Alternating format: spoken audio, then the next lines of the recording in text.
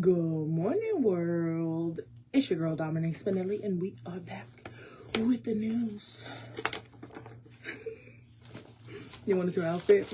It's giving I think it's giving Barbie. I bought the dress, and I knew that I was going to... Oh, Lord.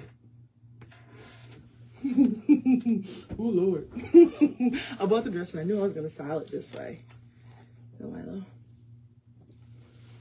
Wait. Kids, it's giving Barbie. I think I paid maybe $4 for the dress. Yeah. Oh. This thing got hydraulics, okay? I done did everything you could do with this chair. Go embarrass me on my live. Ain't that bad? Hold on. Because now it got it. Ooh. There we go. That's why. Okay. Okay. It had like a gangster lean. How are y'all doing today? Your girl is doing very well. I'm happy to be here. I'm grateful. I am energized and focused. I'm just so grateful to be all of those things. Have I been working a lot? Of course. Have I been to more meetings than you can fathom this week? Of course. Do I have more later on this week? Of course. But I am overjoyed. And there is so much news on the table. When there's a boatload of news in my office, you would think that it stresses me out. It doesn't. Because I know that I can stretch these stories and maneuver them to go as far as I need them to go. And then I don't have to search, right? Because it kind of just shows up at the desk. Sometimes.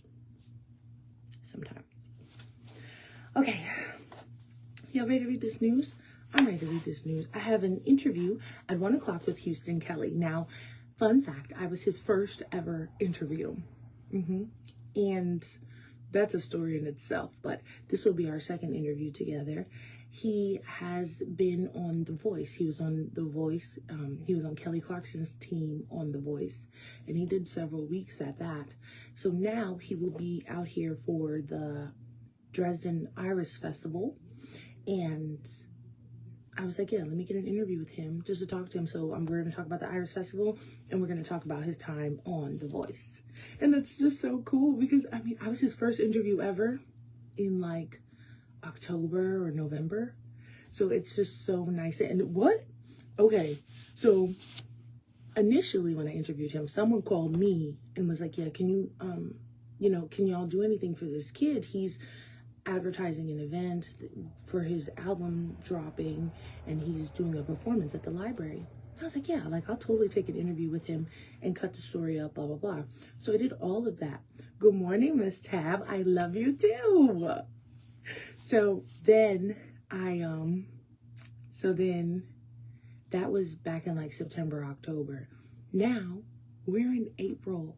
And when I scheduled his interview back, I think the end of March, the man had a publicist. I had to reach out to his publicist to get an interview, and I wanted to be like, girl, I was his first, but it's all right. I did the procedure. I got in touch with her. I chose the date, and yeah, so we will be meeting today to take an interview about his time on The Voice. The man got to meet John Legend. He's an EGOT winner. And the man from, I'm so sorry that I don't remember his name, the lead singer of Maroon 5. I love him. Oh, I just love him. He's so fine.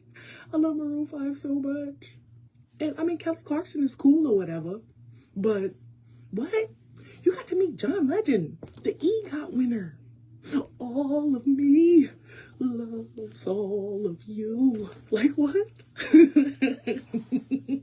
So we're going to have a good time. I gotta lay this news down so that I can get ready for that interview. I've got my questions. We're already gonna vibe because we have rapport. You gotta say that word like that. Rapport. Another word that you say like that is demure, right? I was using demure before it was cool, and you say it like that. Demure. You got a rich Coco Chanel lady. You gotta throw your neck into it.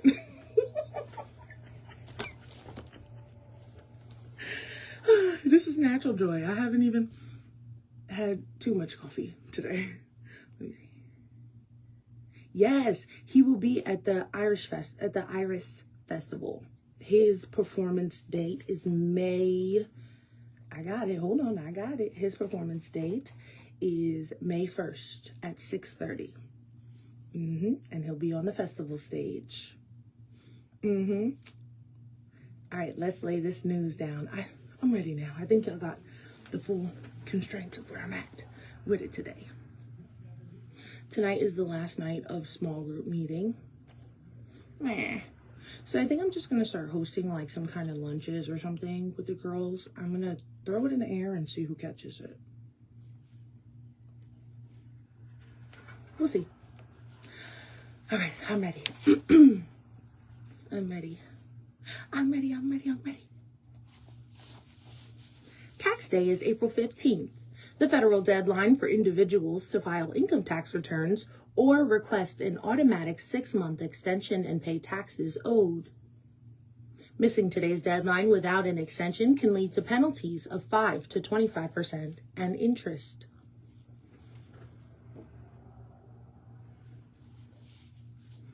The Internal Revenue Service says it is better to file on time and not pay in full than to fail to file at all, as the penalty for failure to file is higher than the penalty for failure to pay. The tax day of April 15th was established when Congress moved the deadline to the date in 1955 to give taxpayers and the IRS more time to prepare and process increasingly complex tax returns. Ooh.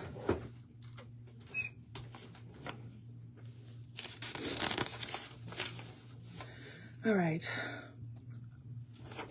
What to do with the soybean water tower? That's been the big problem Martin City board members are grappling with.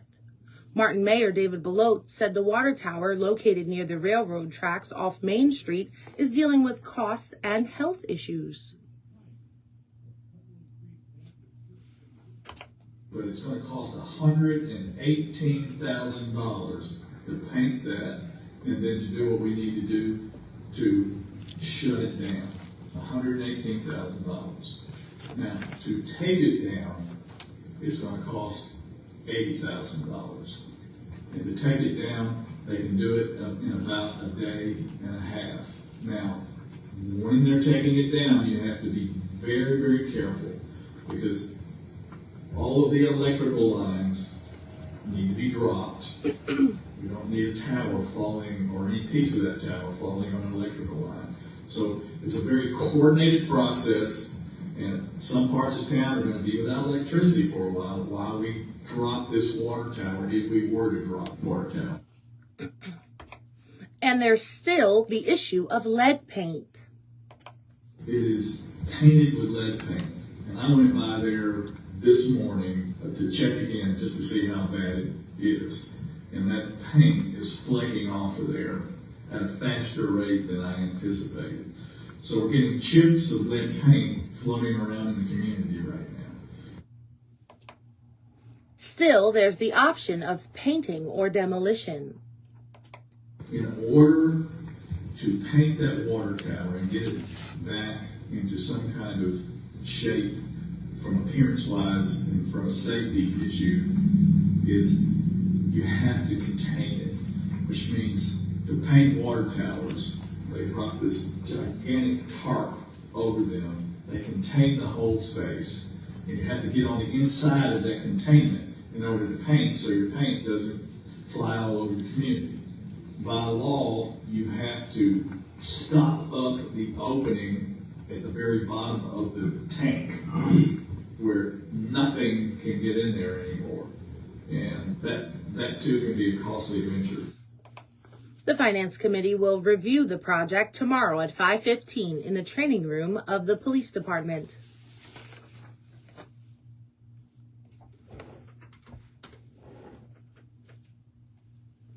A Mayfield man was seriously injured in a 2-vehicle crash Monday. Mayfield Police Department reports said 94-year-old Charles Wyman was driving a 2011 Buick on Highway 121 when he veered into the oncoming northbound lane. Wyman's vehicle was struck by a 2015 semi-tractor trailer truck operated by 61-year-old John Lewis of Monticello, Kentucky. Police reports Wyman was extricated from his vehicle and transported to Jackson Purchase Medical Center in Mayfield and later flown to an out-of-state hospital.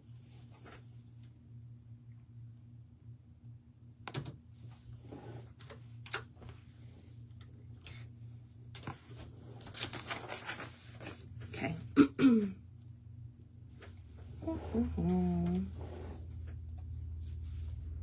UT Martin has announced the date for its second Spring Preview Day. On April 25th, potential students and their families can learn about the offerings of the university, such as academic programs, financial aid, scholarships, housing, and student life. Preview Day begins at 10 at the Bowling University Center with a registration period, brunch, and information fair. A welcome and admissions overview will be held at 11, followed by a panel of current UT Martin students at 11:30. Participants will visit the academic department of their interest at noon, with a breakout session featuring housing and campus tours from 1 to 3. Interested students are urged to register for Spring Preview Day at utm.edu/visit.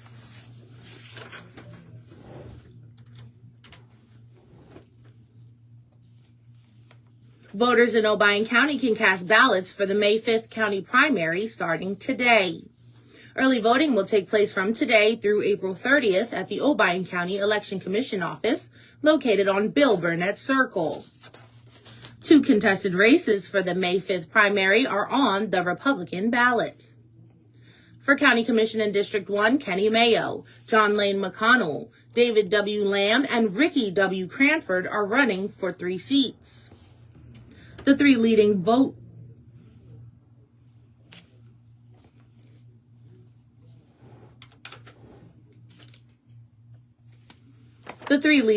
receivers in this race will take a seat on the County Commission. For County Commission in District 5, the ballot includes Taylor Pierce, Shane Sanford, Betty McGuire, and Greg Ferguson.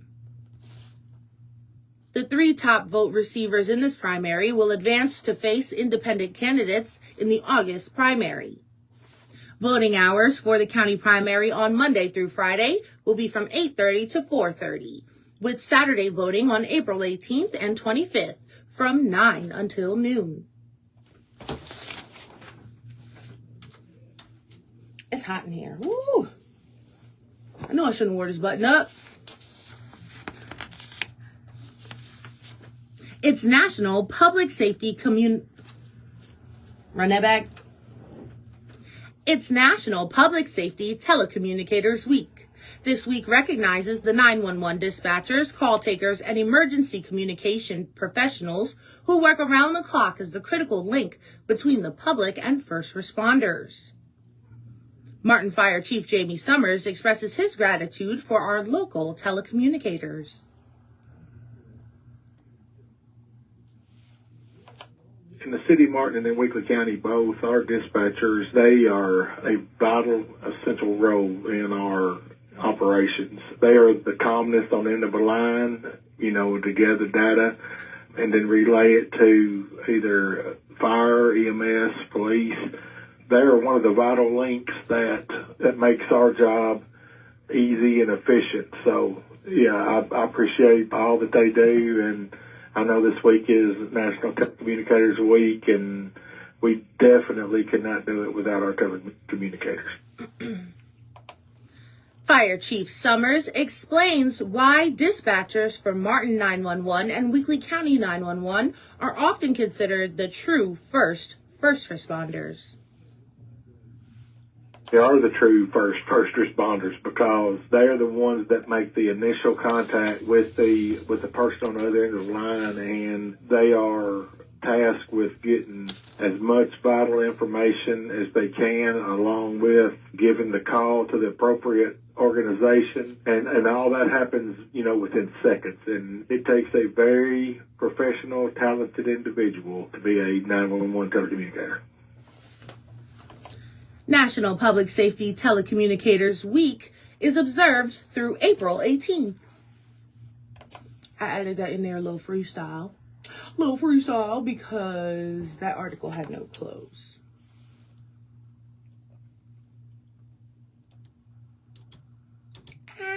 Okay, next. New Bern police seized a quantity of marijuana during a traffic stop this past weekend.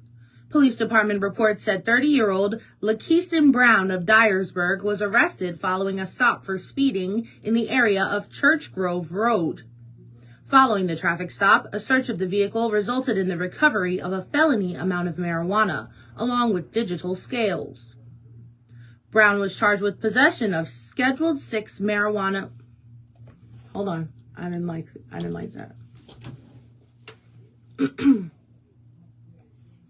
Brown was charged with possession of Schedule 6 marijuana with the intent to sell or deliver.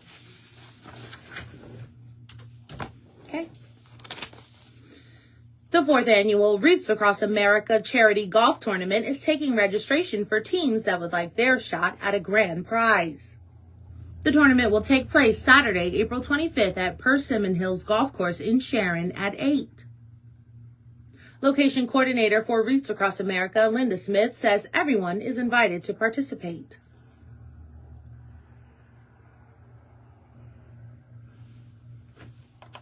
I mean, we don't discriminate. We'd love to have our high school teams in the area involved, or the college team involved, or as many varied teams as we possibly can. And we still welcome individuals who come and are willing to pay that additional fee and play on their own.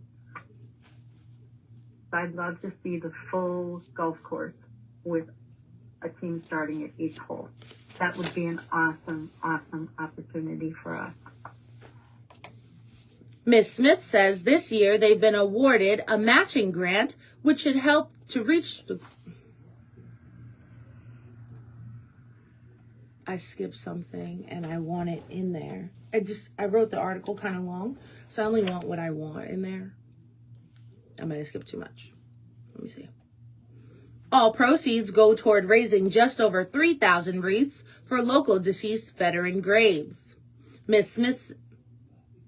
Smith says this year they've been awarded a matching grant, which should help to reach the goal more quickly. Right here. Okay. And hit end, record. It is our largest fundraiser, and this year we have a matching fund grant opportunity that has been placed. So up to $2,500 will be matched by another entity within the area, and I will let them make that announcement. $1,700 gives us 100 wreaths. So if we were to match the $2,500, we're talking about just $100 short of 300 wreaths. And that would move us very nicely toward our goal. I think I'm going to move something else. Let's see.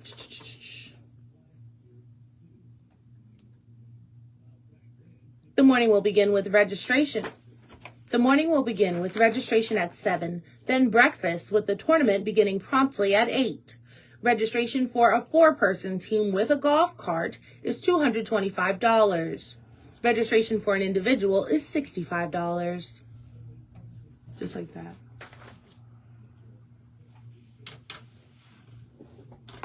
All right. Now it's correct. Last two. A bill that requires doctors to report on transgender-related health care has passed the Tennessee state. As written, the bill would require healthcare providers and insurers to track gender transition and detransition treatments. It has sparked protests from activists led by the Tennessee Equality Project. They argue it targets non-cisgender patients and raises privacy concerns. A cisgender patient is a patient whose gender identity matches the sex they were assigned. The bill's sponsors say it aims to provide transparency for those who choose to detransition. The Senate passed the bill 24-7 after adding amendments to address some privacy issues. The House must vote again to reconcile the bill's versions. Last story of the day. Dr. Donald W. Comer has been named president of Lane College. The Board of Trustees formally appointed... You got too excited, huh? The Board of Trustees formally appointed Dr. Comer, who has served as interim president since July 2024.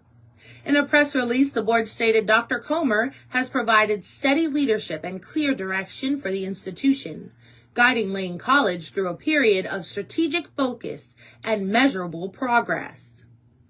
Board Chair Bishop Marvin Frank Thomas Sr. said over the past 2 years, Dr. Comer has led with clarity, purpose, and deep understanding of Lane College's mission. That's it on that. Okay, that's today's news. Like I said, I got a lot going on. It's 10:48. Wow. That only took me 18 minutes. I must have started a little early, so maybe 23 minutes. Whatever. I hope you have a great day. I hope you have a great day. See you later, and don't overheat, because your girl's about to in this button up. I'm going to open the window. Bye.